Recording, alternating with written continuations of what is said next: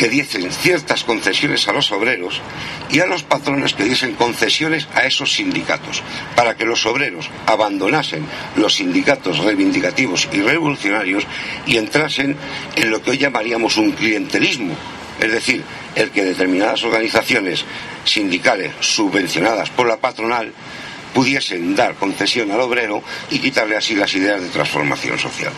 Lo dejo ahí porque a lo mejor podemos llegar a ver que en este sindicalismo actual hay cierto clientelismo y hay cierta aportación por parte del Estado y por parte de la patronal para mantener unas estructuras que yo afirmo que nos perjudican.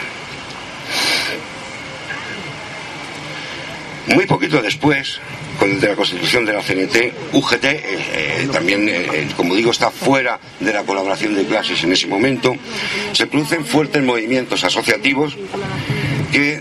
dieron lugar a un fenómeno que fue el sindicato único y a un fenómeno que fue la huelga de solidaridad, que esencialmente fue la que introdujo la jornada de 8 horas con la famosa huelga de la canadiense. Me paro un minuto en la huelga de la canadiense porque fue un movimiento, a pesar de que la CNT en aquel momento podía tener 400.000 afiliados en Cataluña, pero fue un movimiento más espontáneo que programado. Una huelga que surge en una fábrica de energía eléctrica, por extensión de la solidaridad, acaba deteniéndose toda la producción industrial de Cataluña y los patrones tienen que hacer las 8 horas. Después reaccionan inmediatamente con un lockout, en fin, pero se puede decir que fue en un proceso asambleario masivo y de movilización donde los trabajadores pudieron obtener aquel logro y desde donde se han obtenido prácticamente siempre las mejoras sustanciales o acercamientos a las mejoras que ha podido haber. La represión que hizo la patronal, basada en algunas estructuras de los pocos sindicatos amarillos que podían haber constituido aquellas patronales y aquellos sindicatos católicos de finales de siglo, fue tremenda. Fue lo que se conoce como los años del pistolerismo en Barcelona, donde cientos y cientos de trabajadores fueron asesinados directamente por la lógica respuesta de los trabajadores, y fueron por los años de la lucha violenta de Barcelona. La dictadura de Primo de Rivera, que vino a tapar dos cosas: por un lado, toda la pasta que se habían estado llevando en África los militares, con el tema de un expediente Picasso que se hizo, que habían estado llevándose pasta mientras que la gente moría y el pueblo pagaba el impuesto de sangre que se llamaba entonces, que recuerdo, solamente los hijos de los pobres o las familias pobres tenían que ir, porque la burguesía con 2.000 pesetas quedaba exenta de ir a la guerra. El ambiente de enfrentamiento, imaginaros cuál podía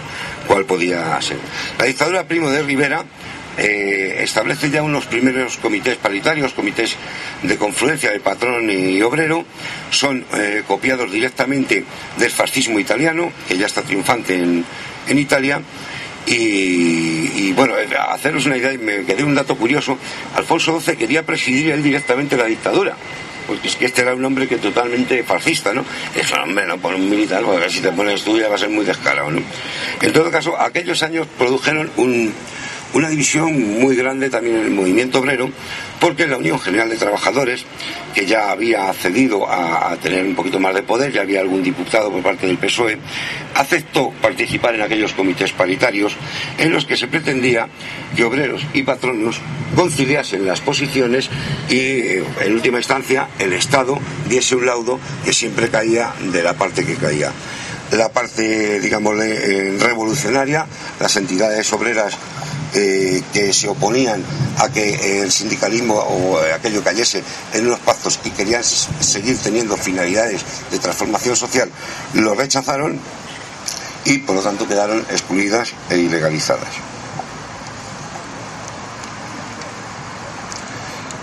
A la caída de la dictadura de Primo de Rivera, el movimiento que había sido clandestino resurge con una fuerza impresionante. De nuevo se vuelven a encontrar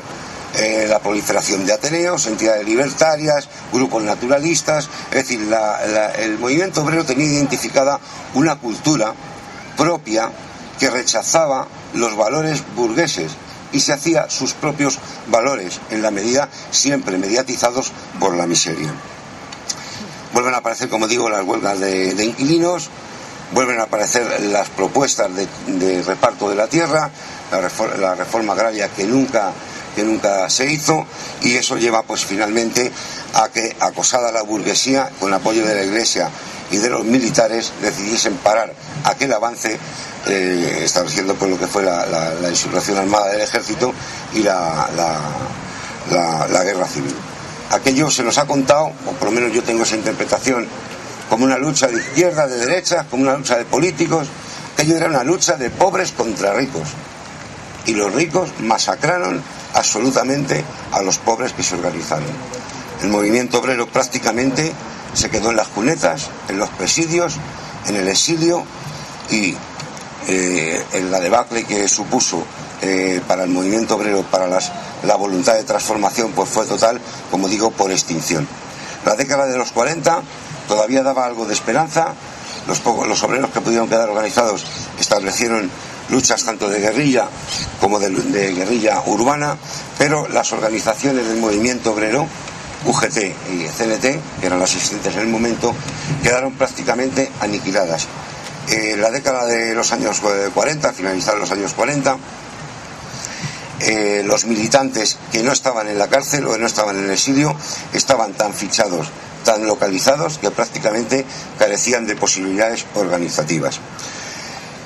Pero no solamente aquellos obreros que continuaron la lucha armada o el enfrentamiento contra el Estado eran víctimas de la represión. Es una idea que un tesorero simplemente que intentase recaudar cuotas dentro de las fábricas era tratado como miembro de banda armada, como miembro de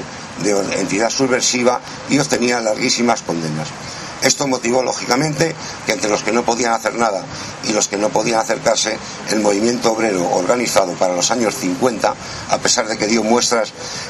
importantes con huelgas en Vizcaya o en Cataluña, que estaban intentando forzar que desde el exterior se echase a Franco, pues fuese casi anecdótico y quedase un movimiento prácticamente ya en manos de lo que Franco había constituido, de lo que el franquismo había constituido, que era una organización sindical única, que basada en el nacional sindicalismo de Falange